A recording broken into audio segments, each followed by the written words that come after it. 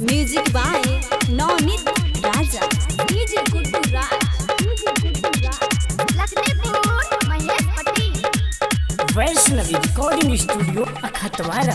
तोहर गहूम मकई करिया छौरा उहे चरल को।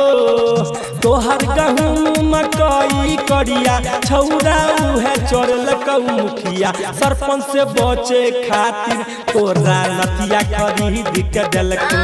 मुखिया सरपंच से बचे खातिर तोरा नतिया खरीद के देलको।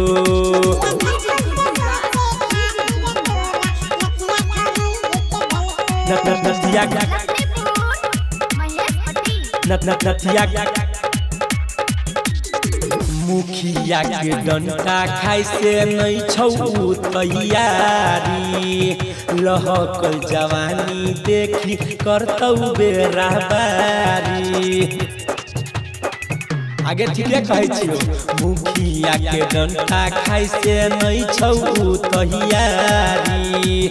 लहकल जवानी देखी करतौ बेरा बारी। कहियो नहीं गे तू आबै छल चंदनमा छौरा बोलल को।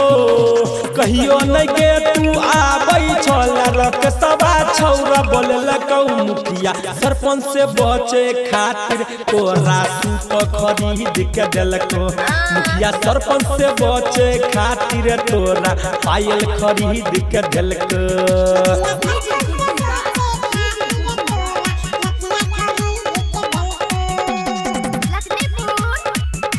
Vaishnavi recording studio Akhatwara. सनकल पारा देखत रहो छौरी तोरे ओर में। दिके छौरा महजा मार लेलकौ तोरा भोर में।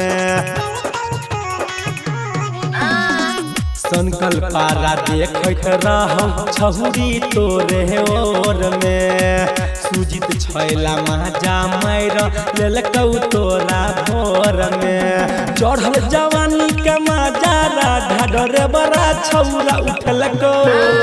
चढ़ल जवानी के मजा लटपट किलावा छौरा उठलको। मुखिया सरपंच से बचे खातिर तोरा ठोरंगा खरीद के देलको। मुखिया सरपंच से बचे खातिर तोरा कुर्ती खरीद के देलको। कुछ भी बोलते हो है ना।